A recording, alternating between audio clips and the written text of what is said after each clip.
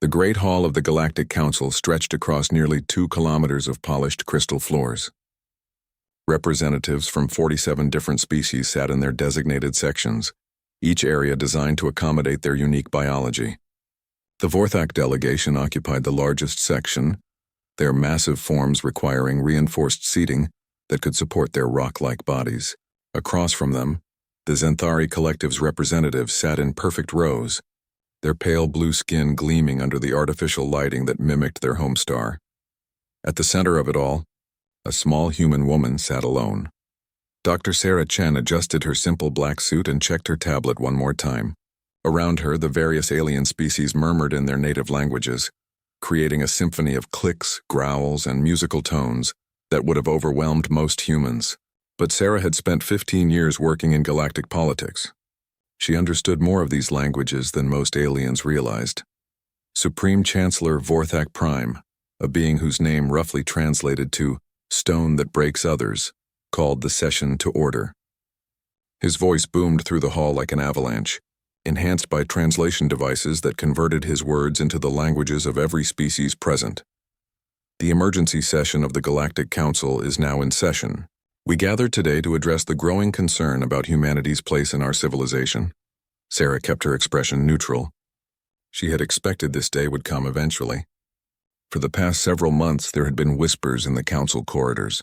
Humans were too unpredictable, some said, too dangerous, too different from the established order that had maintained peace in the galaxy for 3,000 years. Counselor Zenthari 7 stood up, her movements precise and calculated like everything else about her species.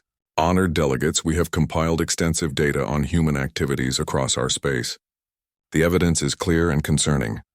A holographic display appeared above the center of the hall, showing statistics and charts in dozens of different alien writing systems. Sarah could read several of them, though she pretended to focus only on the human translation that appeared on her tablet. In the past 50 years since humanity joined our community, they have established colonies in 43 systems. They have created new trade routes without proper authorization. They have developed technologies that bypass established safety protocols. Most concerning of all, they have formed independent relationships with species outside council oversight. General Vorthak Crusher, the military representative, stood next. His armor clanked as he moved, a sound designed to intimidate. Human military capabilities exceed acceptable parameters for a junior species. Their ships are too fast, their weapons too adaptable. They refuse to share complete technical specifications with council oversight committees.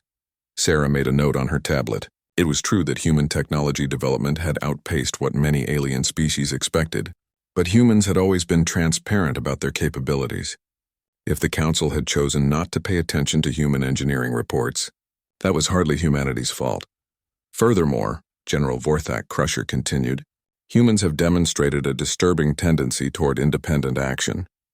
They respond to crises without waiting for proper council authorization. They make decisions based on what they call gut feelings, rather than established protocols. Several alien representatives made sounds of agreement. The Carillion delegate, whose species prided themselves on their logical approach to everything, clicked his mandibles in what Sarah recognized as disgust. Just last month, Counselor Zenthari 7 added, human medical teams intervened in the Yalani plague outbreak before council health authorities could complete their assessment protocols. While their actions may have saved lives, they violated 17 different procedural requirements. Sarah remembered that incident well. The human medical team had identified the plague's cause within hours and begun treatment immediately. The council's health authorities had estimated they would need 6 weeks to complete their proper assessment. In those 6 weeks, millions would have died. Ambassador Yalani Song spoke next, her melodic voice carrying easily through the hall.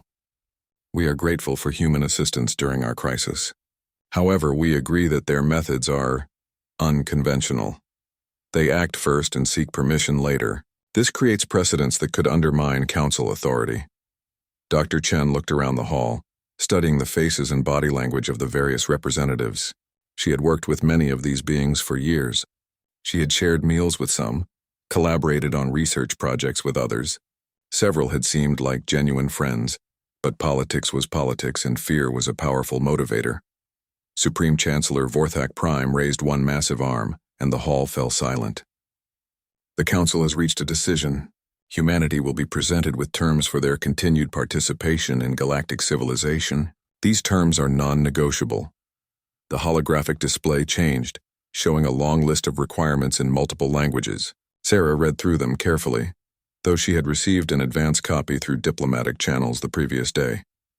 First, the Chancellor continued, all human colonies established without explicit Council pre-approval must be abandoned or transferred to Council oversight within 1 standard year. Sarah counted silently. That would affect 31 human settlements, including agricultural worlds that fed billions and research stations that had made breakthrough discoveries in medicine and physics. Second, all human military vessels must be retrofitted with Council monitoring systems and may not operate outside designated patrol zones without explicit authorization. That would effectively end humanity's independent exploration efforts and their ability to respond quickly to emergencies. Third, all human technological development must be subject to Council review and approval before implementation. Any technology deemed potentially destabilizing will be restricted or prohibited. Sarah almost smiled at that one. Most of human technology would be considered destabilizing by Council standards, since it tended to make old problems obsolete rather than managing them according to established procedures. Fourth, human population growth must be regulated according to Council demographic guidelines. No human settlement may exceed Council-approved population limits. Fifth, all human educational curricula must be approved by Council cultural oversight committees to ensure compliance with galactic social standards. The list continued for 27 more points, each one more restrictive than the last. When it was finished, Supreme Chancellor Vorthak Prime looked directly at Sarah. Dr. Chen, you will convey these terms to your government. Humanity has 60 standard days to accept these conditions. If they refuse, all human settlements, ships, and citizens will be declared unwelcome in Council space. They will have 1 additional year to relocate outside our borders. Sarah stood slowly, gathering her materials with careful deliberation. The hall had fallen completely silent, with hundreds of alien eyes watching her every movement. Many seemed to expect an outburst, protest, perhaps even threats. Instead, Sarah simply nodded politely. Thank you, Supreme Chancellor. I will convey your message to Earth immediately. These are certainly comprehensive terms that will require careful consideration by our leadership. She paused, looking around the hall one more time. I do have one question, if I may. In the event that humanity chooses to relocate outside Council space, will we be permitted to take our personal belongings and research materials with us? The question seemed to catch the Council off guard. Several delegates exchanged glances, clearly having expected a very different response. Of course, Councillor Zenthari 7 said carefully. The Council is not interested in theft. Humans may take whatever belongs to them personally. Excellent. And I assume we would be allowed to complete any ongoing contractual obligations in an orderly fashion. We wouldn't want to leave our partners in difficult situations. That would be acceptable, the Chancellor agreed. Sarah smiled genuinely for the first time during the session. Wonderful. In that case, I believe 60 days should be sufficient time for our government to provide you with a formal response. Thank you for your patience and understanding. She walked out of the hall without another word, her footsteps echoing in the silence.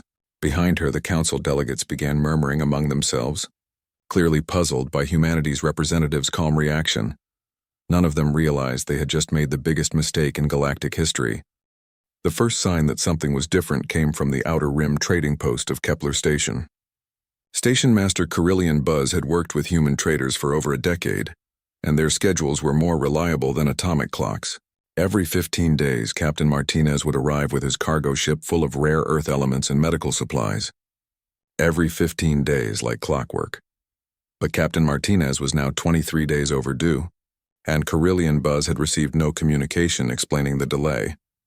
Perhaps his ship needs repairs, suggested junior trader Yelani Whisper, her musical voice carrying a note of concern. Human ships don't break down. Carillion Buzz clicked his mandibles nervously. They over-engineer everything. Captain Martinez once told me his ship could run for 50 years without major maintenance. Similar reports began filtering in from across the galaxy. Human merchants who had maintained trade routes for decades simply stopped showing up. Messages to human trading companies went unanswered. When alien traders tried to visit human commercial stations, they found empty facilities with signs reading, "Closed for business. Thank you for your patronage." Dr. Zenthari 12 was the first to notice something stranger happening at the Meridian Research Complex.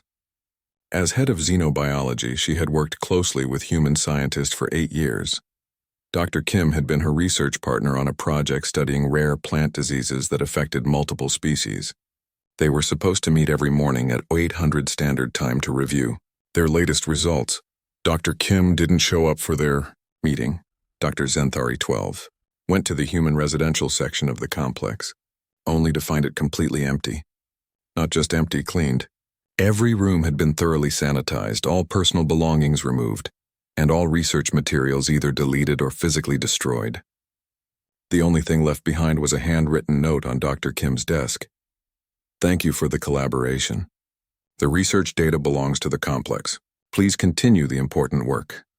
When Dr. Zenthari 12 checked the computer systems, she discovered that all human-generated research files had been purged from the servers. Not stolen, deleted entirely. The humans had left behind only the basic experimental data that belonged to the complex itself. The pattern repeated itself across dozens of research facilities throughout Council space.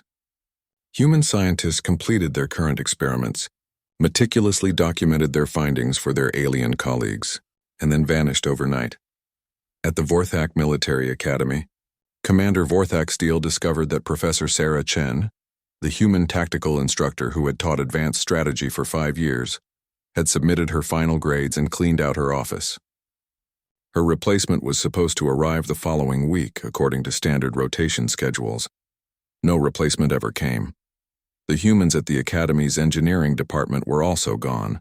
So were the human cadets, including several who had been only months away from graduation.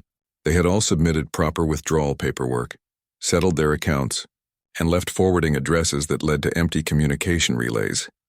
"It makes no sense," Commander Vorthak Steele rumbled to his aide. "Humans love their military ceremonies and formal procedures. They would never leave without some kind of graduation celebration or farewell dinner. But they had left, quietly, efficiently, and without any fanfare whatsoever. The disappearances weren't limited to traders and researchers. Human families who had lived in mixed communities for generations began packing up their homes. They held garage sales to dispose of belongings they couldn't take with them, selling everything at remarkably low prices. When their alien neighbors asked where they were going, the humans gave vague answers about new opportunities and family obligations. Yelani Song, who had been Sarah Chen's neighbor for 12 years, watched the human family load their possessions into a cargo transport. "But where will you go?" she sang in her melodic voice. "Your children grew up here. This is their home." Mrs. Chen smiled sadly as she secured the last of their boxes. "Home is where your family is welcome, Song. We found a place where we can all be together. But the council vote hasn't even been finalized yet. Perhaps humanity will accept the terms. Perhaps you can stay." Mr. Chen shook his head. "We know how this story ends, Song. It's better for everyone if we leave now, while we can still be friends." The cargo transport lifted off the next morning, leaving behind only a well-maintained house and a garden that had been carefully prepared for the next occupants. The scale of the exodus became apparent when council census data was updated. In just 6 weeks, the human population in council space had decreased by 37%. Another 20% had filed official relocation notices, indicating their intention to leave within the next few months. What puzzled council observers was the complete lack of protest or resistance. There were no human demonstrations, no angry speeches, no attempts to organize political opposition to the council's ultimatum.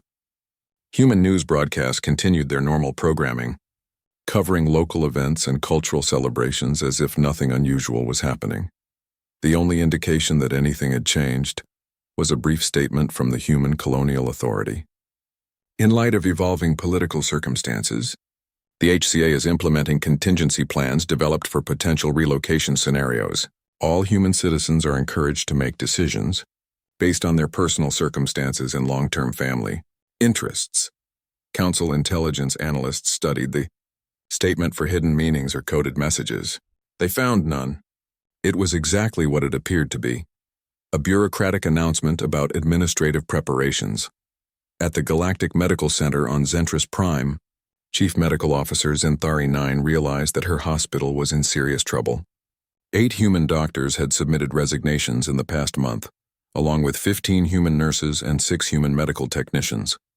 They had all completed their current patient cases and provided detailed handover notes to their alien colleagues, but replacing them was proving impossible. The medical center had always assumed that alien doctors could handle any case that humans could handle. The reality was more complicated. Dr. Lisa Park had been the center's leading neurosurgeon, specializing in cross-species brain surgery. Her techniques had saved hundreds of lives over the past decade. When Zenthari 9 reviewed Dr. Park's surgical notes, she discovered that the human doctor had developed entirely new procedures that were adapted to the specific neurological differences between species. No other surgeon at the center understood these techniques well enough to continue using them. Dr. James Wright had been their chief pharmacologist, responsible for developing drug treatments that worked safely across multiple species. His departure left behind a medicine cabinet full of treatments that no one else could properly prescribe or monitor. Dr. Maria Santos had run the emergency room with an efficiency that other hospitals envied. Without her organizational systems and rapid response protocols, emergency treatment times began increasing dramatically. "We need to hire replacement staff immediately," Zenthari 9 told her administrative assistant. "I've contacted every medical recruitment agency in council space," the assistant replied. "None of them have human candidates available. Most of the human doctors seem to have already accepted positions elsewhere." Elsewhere? Where? Outside council space, apparently. There are rumors of new human medical facilities being established in the frontier sectors. Zenthari 9 stared at the resignation letters scattered across her desk. For the first time, it occurred to her that the humans might not be running away in panic. They might be running toward something better. The thought was deeply disturbing. Similar scenes played out across the galaxy. Human engineers completed their current projects and departed. Human teachers finished their academic terms and relocated. Human artists gave final performances and closed their studios. Everywhere they went, they left behind detailed instructions for their alien colleagues, settled all their debts, and expressed genuine gratitude for the opportunities they had been given. They were polite, professional, and utterly implacable in their determination to leave. By the end of the 60th day, when humanity's official response was due, it had become largely irrelevant. Regardless of what Earth's government decided, the human diaspora had already made their choice. They were leaving, and they were doing it in the most unsettling way possible, with dignity, efficiency, and no hard feelings whatsoever. The council had expected anger, negotiation, or even war. Instead, they got thank you notes and empty offices. It was only the beginning of their problems. 3 months after the human exodus began, the first real problems started appearing. They began as small inconveniences that most council officials dismissed as temporary adjustments. After all, how much difference could one species really make to a galactic civilization that had existed for thousands of years? Dr. Zenthari 9 discovered the answer when she tried to run a simple diagnostic scan on a Carillion patient with chest pain. The quantum resonance scanner had worked perfectly for 8 years, producing detailed images that could identify problems other medical equipment missed. But now the machine kept producing error messages that made no sense. Calibration parameters outside acceptable range. The scanner's computer announced in its maddeningly calm voice, "Please contact technical support for assistance." Dr. Zenthari 9 contacted technical support. The Yolani technician, who arrived 3 days later, spent 6 hours examining the machine before admitting defeat. "The problem is with the harmonic frequency adjustments," the technician sang in frustrated tones. "Someone modified the base programming to account for variations in species-specific tissue density. The modifications are incredibly sophisticated, but they're not documented anywhere in our technical manuals. Can you fix it? I can restore the original factory settings, but then the scanner will only work properly on Zenthari patients. The modifications that made it work for multiple species will be lost." Dr. Zenthari 9 felt a cold knot forming in her stomach. Who made these modifications? The technician consulted her tablet. According to the maintenance logs, Dr. James Wright performed the upgrades 2 years ago. He collaborated with Dr. Lisa Park and Engineer Martinez to customize the system for cross-species compatibility. All 3 of them were humans. All 3 had left. The same pattern was playing out in medical facilities across the galaxy. Equipment that had functioned flawlessly for years was now experiencing mysterious failures. Diagnostic protocols that had been standard procedure suddenly produced unreliable results. Treatment regimens that had saved countless lives were no longer working properly.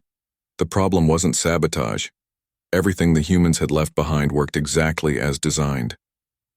The problem was that no one else understood how the designs actually worked. At the Carillion mining operation on Asteroid Base 7, Chief Engineer Carillion Drill was facing his own crisis. The extraction rates had dropped by 40% over the past month, and none of his engineering staff could figure out why. The mining equipment is functioning within normal parameters, reported Assistant Engineer Carillion Spark. The asteroids contain the expected mineral concentrations, but somehow we're extracting far less ore than we should be. Carillion Drill examined the latest reports with growing confusion. Everything looked correct on paper, but the numbers didn't add up. Run a comparison analysis with our production records from last year. The analysis revealed something disturbing. For the past 3 years, their extraction efficiency had been improving steadily, allowing them to mine asteroids that had previously been considered too difficult or too expensive to process. The improvements had been gradual enough that everyone assumed they were the result of normal equipment upgrades and staff experience. But when Carillion Drill dug deeper into the records, he discovered that most of the efficiency improvements had coincided with suggestions from human consultant engineer Sarah Martinez. Her recommendations had seemed minor at the time: small adjustments to drilling angles, modifications to ore processing sequences, changes in equipment maintenance schedules. Individually, none of her suggestions had seemed revolutionary. Collectively, they had transformed the mining operation from marginally profitable to highly successful. Engineer Martinez had left 2 months ago, and apparently she had taken her expertise with her. Contact the Human Engineering Consortium, Carillion Drill ordered. We need to hire another consultant immediately. Sir, Assistant Engineer Carillion Spark replied hesitantly. The Human Engineering Consortium closed their council space offices last month. All their staff have relocated to frontier sectors. The agricultural world of Verdant had an even more serious problem. The planet's crop yields had been increasing steadily for the past 5 years, allowing them to export food to 7 different star systems. The improvements had been attributed to better farming techniques and advanced fertilizer applications. But this season's harvest was a disaster. Agricultural Director Yelani Growth stood in the middle of a field where the grain should have been 3 meters tall and ready for harvest. Instead, the plants were stunted, diseased, and dying. Similar scenes were playing out across the planet's major farming regions. The soil analysis shows severe nutrient depletion, reported Assistant Director Yelani Bloom. But that shouldn't be possible. We've been following the same fertilizer protocols that have worked for years. Yelani Growth studied the soil samples with increasing alarm. These protocols were developed by whom? Dr. Emily Chen and Dr. Robert Park, our human xenobiology consultants. They've been working with our farmers for the past 5 years to optimize crop rotations and soil treatments. And where are they now? They relocated to the frontier sectors 2 months ago, but they left detailed instructions for continuing their work. Yelani Growth looked at the failing crops around her. Apparently, their instructions weren't detailed enough. The crisis on Verdant was being repeated on agricultural worlds throughout Council space. Human xenobiologists had quietly revolutionized alien farming techniques, introducing subtle improvements that increased yields while maintaining soil health. But their innovations were more complex than they appeared, involving intricate balances of microorganisms, mineral compositions, and planting schedules that no one else fully understood. Without human expertise to guide the farming process, the agricultural systems were breaking down rapidly. The Vorthak Empire was discovering problems of their own. Admiral Vorthak Crusher was reviewing readiness reports from his fleet when he noticed an alarming trend. Over the past month, 3 of his newest battleships had experienced shield failures during routine exercises. 2 more had suffered power distribution problems that forced them to return to port for repairs. These are our most advanced vessels, Admiral Vorthak Crusher rumbled to his chief engineer. They should be the most reliable ships in the fleet. Chief Engineer Vorthak Bild examined the maintenance reports with growing confusion. The problems all seem to be related to the harmonic resonance systems that were installed last year. The systems worked perfectly during their initial trials, but now they're becoming increasingly unstable. What changed? The original installation was supervised by human contractor Lisa Martinez and her engineering team. They made extensive modifications to the base design to optimize performance for our specific ship configurations. Admiral Vorthak Crusher felt his rocky hide tighten with apprehension. And where is Contractor Martinez now? She completed her contract and departed for the frontier sector 6 weeks ago. Her final report indicated that all systems were functioning within acceptable parameters.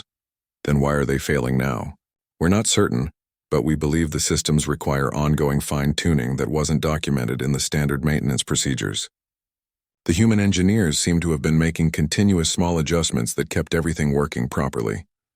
The implications were staggering. The Vorthak Empire's newest warships were essentially useless without human technical support that was no longer available. Similar problems were emerging throughout Council space. Communication networks that had functioned reliably for years began experiencing data corruption and routing errors. Transportation systems suffered delays and equipment failures. Manufacturing facilities struggled with quality control issues that had never existed before. In every case, the root cause was the same. Complex systems that had been quietly improved by human expertise were breaking down without human maintenance and support. The Council had assumed that alien civilization had been helping humanity develop and advance. The reality was the opposite. Humanity had been helping alien civilization function more efficiently, and most aliens had never even noticed. Supreme Chancellor Vorthak Prime called an emergency council session to address the growing crisis. Representatives from dozens of species gathered in the Great Hall, many of them looking considerably more worried than they had 3 months earlier. The situation is becoming untenable, reported Councillor Zinthari 7. Our analysis indicates that human involvement in our civilization was far more extensive than previously documented. They appear to have made improvements to virtually every major system and industry in Council space. How is that possible? Demanded General Vorthak Crusher. We have our own engineers and scientists. Why would we need human assistance for basic operations? Dr. Yelani Song, the Council's chief scientist, provided the uncomfortable answer. Because human assistance wasn't basic. They identified inefficiencies and problems that we didn't even know existed, then solved them so elegantly that we forgot there had ever been problems in the first place. The hall fell silent as the implications sank in. The humans hadn't just been participants in galactic civilization, they had been the maintenance staff, keeping everything running smoothly while the other species focused on politics and ideology. And 6 months after the human exodus began, what had started as minor inconveniences had escalated into a full-scale crisis. The careful balance that had maintained galactic civilization for thousands of years was collapsing, and the rate of deterioration was accelerating exponentially. The Vorthak Empire learned this lesson in the most dramatic way possible when their flagship dreadnought, Pride of Steel, suffered a catastrophic failure during what should have been a routine patrol mission. Admiral Vorthak Thunder was on the bridge when the ship's shields began fluctuating wildly. "Engineering report status," he commanded.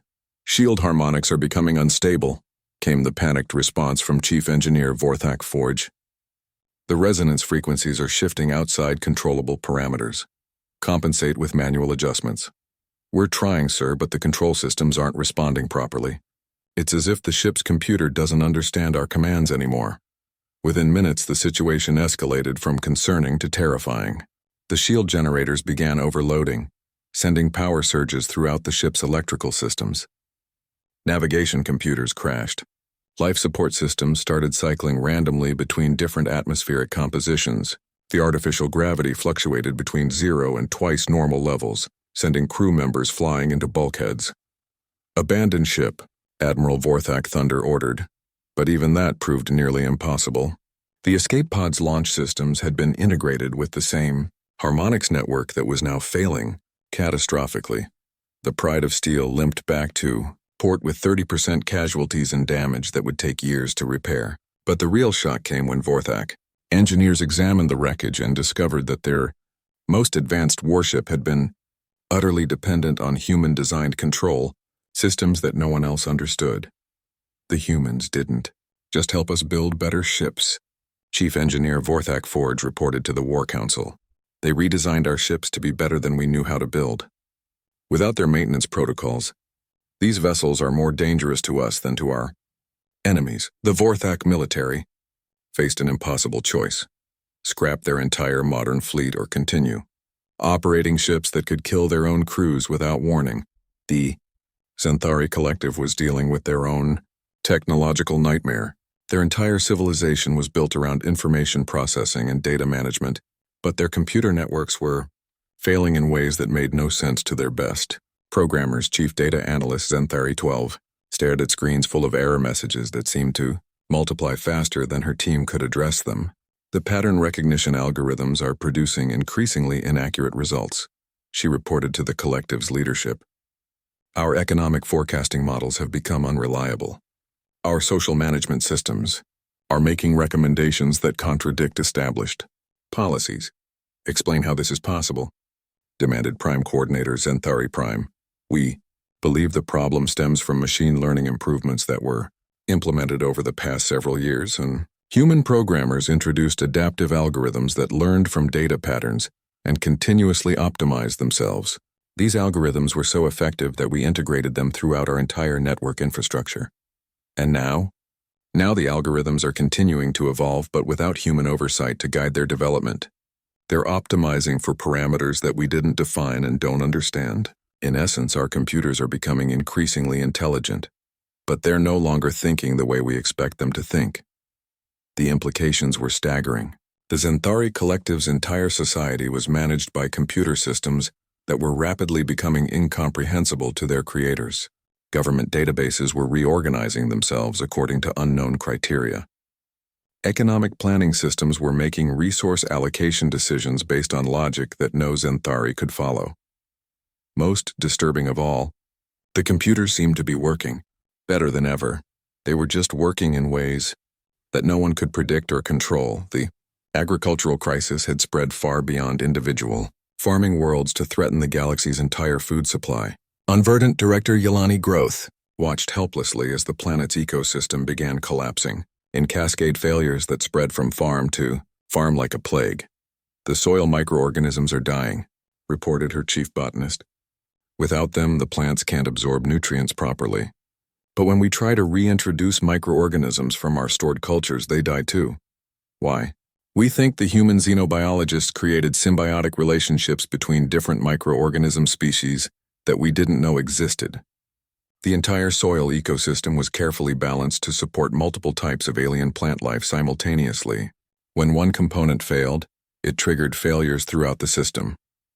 Yelani Growth stared at the reports documenting crop failures across dozens of worlds. How long before we face food shortages? 6 months if we're lucky. 3 months if the failures continue spreading. The crisis was even worse than it appeared on the surface. Human agricultural consultants hadn't just improved alien farming. They had created an integrated network of agricultural worlds that traded nutrients, genetic material, and microorganisms to maintain optimal growing conditions across multiple star systems. Without human coordination, this network was breaking down. Worlds that had become dependent on importing specific soil supplements could no longer get them. Planets that had specialized in growing particular crops found their soil chemistry becoming incompatible with their chosen specializations. The Yelani communication networks, once the most sophisticated in the galaxy, were experiencing failures that threatened to isolate entire star systems. Communication Director Yelani Signal watched in horror as her quantum entanglement relays began producing garbled transmissions that arrived at their destinations corrupted beyond recognition. The encryption protocols are becoming increasingly complex, reported Chief Technical Officer Yelani Code. The quantum algorithms that protect our data are evolving faster than we can track them. Evolving? That's impossible. Encryption algorithms don't evolve. These ones do. Human cryptographers introduced adaptive security measures that automatically adjusted encryption complexity based on perceived threat levels. The system was designed to become more sophisticated over time to stay ahead of potential code-breaking attempts. Then what's the problem? The problem is that the algorithms have become so sophisticated that we can no longer decrypt our own messages. Our security systems are protecting us from ourselves. The communication breakdown had catastrophic effects throughout Council space. Trade negotiations failed because contracts couldn't be transmitted securely. Military coordination became impossible when fleet commanders couldn't send orders to their ships. Scientific research ground to a halt when researchers couldn't share data between institutions. But perhaps the most disturbing discovery was made by Dr. Yelani Song at the Galactic Science Institute. While investigating the widespread technological failures, she uncovered evidence that the problems were interconnected in ways that suggested deliberate design. The failures aren't random, she reported to an emergency session of the Science Council. They're following predictable patterns that indicate systemic interdependence. The humans didn't just improve individual systems, they created an integrated technological ecosystem where each component supported and depended on the others.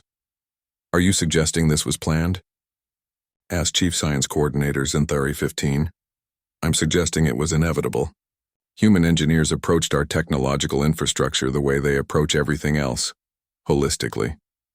They didn't see individual problems to be solved in isolation. They saw an entire civilization that could be optimized as a unified system. And now that unified system is collapsing because it was designed to require ongoing human maintenance that we didn't realize was happening. The scope of the crisis became clear when the Council's own emergency response systems began failing.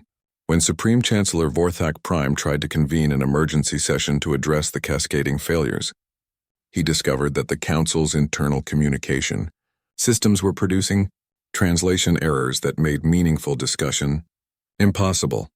Yelani delegates received messages in musical tones that conveyed completely different meanings than intended. Zinthari representatives found their data feeds corrupted with emotional subtext that their logical minds couldn't process. Carillion counselors received information that arrived in the wrong sequence, making cause and effect relationships incomprehensible. The translation problems hadn't existed before because human linguists had spent years fine-tuning the communication protocols to account for subtle cultural and psychological differences between species. Their improvements had been so seamless that no one had noticed the complexity of what they were accomplishing.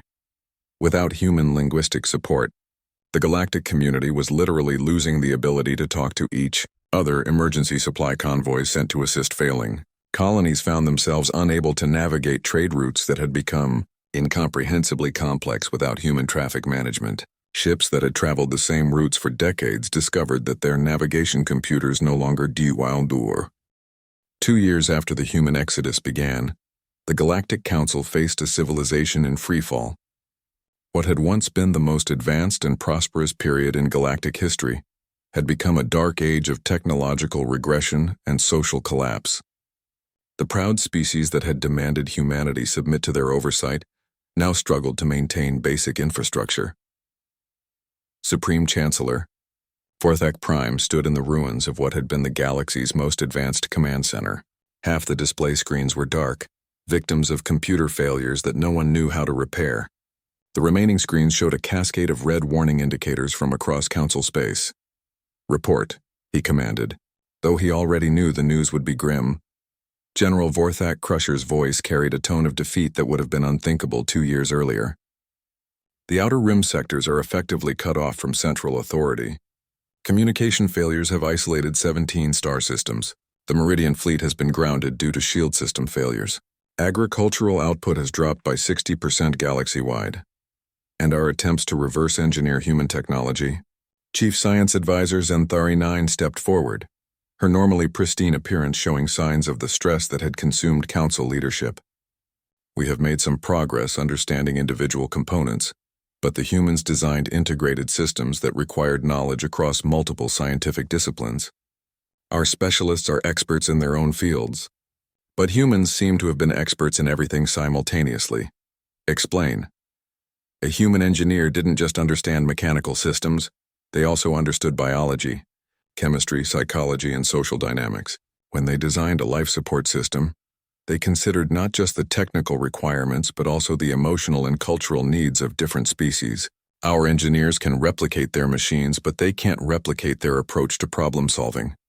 The scope of the disaster was still expanding.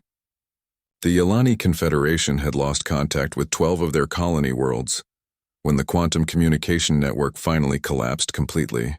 The Xanthari Collective's data management systems had become so corrupted that they could no longer reliably track their own population or resources. The Carillion mining operations had been reduced to primitive extraction, methods that produced barely 10% of their previous output. But the most shocking revelation came from the Council's intelligence services. Senior Intelligence Coordinator Vorthak Mind had spent months trying to locate human settlements in the frontier sectors, hoping to negotiate for technical assistance. What he discovered challenged everything the Council thought they knew about humanity's situation.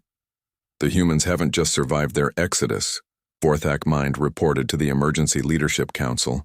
They've thrived. Our long-range scouts have identified at least 47 new human settlements in the frontier sectors, many of them more advanced than anything we've seen in Council space.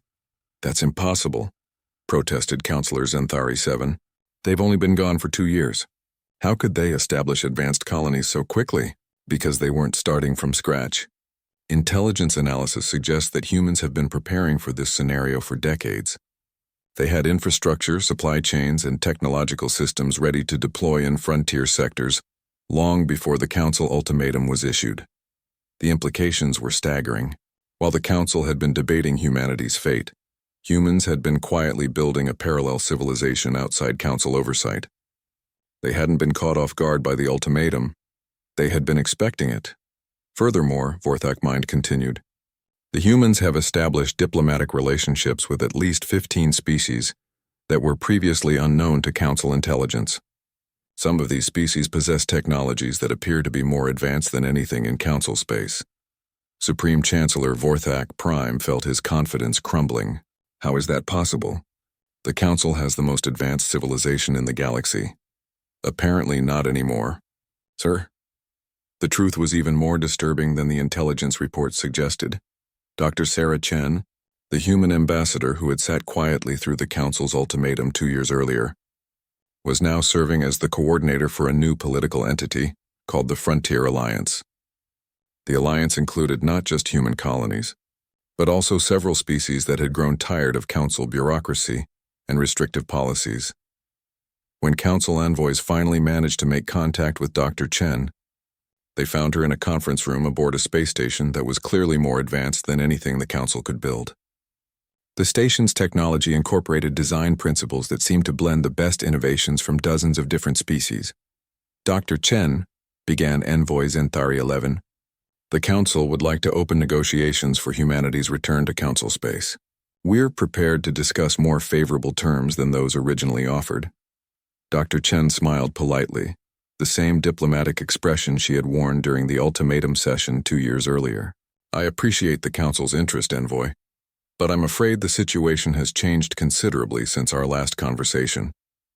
We understand that there have been some difficulties in Council space since humanity's departure. We're prepared to acknowledge that human contributions were more valuable than initially recognized. That's very generous. But the frontier colonies have established new relationships and commitments that make a return to Council space impractical. The envoy pressed forward with growing desperation. Perhaps we could arrange a gradual return. Technical consultants to help with immediate crisis response, followed by full reintegration once the current problems are resolved. Dr. Chen exchanged glances with her advisors, who included representatives from several species the Council had never seen before. I'm afraid that wouldn't be feasible. The frontier colonies have developed technological and social systems that are incompatible with Council oversight requirements. We've moved beyond the limitations that originally necessitated our departure. What do you mean? I mean that we've solved the problems that the Council considered unsolvable. We've created energy distribution systems that are completely reliable. We've developed medical technologies that work seamlessly across any known biology. We've established communication networks that can't be corrupted or intercepted. We've built ships that are faster, safer, and more efficient than anything in Council space. The envoy felt a cold knot of fear forming in her stomach. And you're not willing to share these advances with the Council? The Council made their position very clear 2 years ago. You considered human innovation to be destabilizing and dangerous. You demanded that we submit to oversight and restrictions that would have prevented us from developing the very technologies that could have benefited everyone. Dr. Chen stood up, signaling that the meeting was coming to an end. The frontier colonies are always open to trade relationships and cultural exchange with peaceful neighbors. But we won't be returning to Council space or Council authority. We've found that we work better without those constraints. The envoy made one final desperate plea. Dr. Chen, entire sectors of Council space are experiencing system failures that threaten billions of lives. Surely humanitarian concerns outweigh political differences. Dr. Chen's expression softened slightly. We're aware of the situation in Council space and we sympathize with the suffering of the affected populations. The Frontier Alliance has established refugee assistance programs for any Council citizens who wish to relocate to frontier sectors. We've also sent emergency supply shipments to the most critically affected worlds. But you won't return to help repair the failing systems? Those systems were designed to require ongoing human maintenance because Council policies prevented us from building more robust alternatives. We offered to design self-maintaining systems years ago, but the Council rejected those proposals as too advanced and potentially destabilizing. The meeting ended with polite expressions of goodwill, but the message was clear. Humanity had moved on, and they weren't coming back. The envoy's report triggered the final collapse of Council authority, when news spread that the humans not only refused to return, but had actually surpassed Council technology in every measurable way. The remaining member species began making their own decisions about their futures. The Yelani Confederation voted to open independent diplomatic relations with the Frontier Alliance. The Carillion mining guilds began negotiating trade agreements for access to human asteroid processing technology.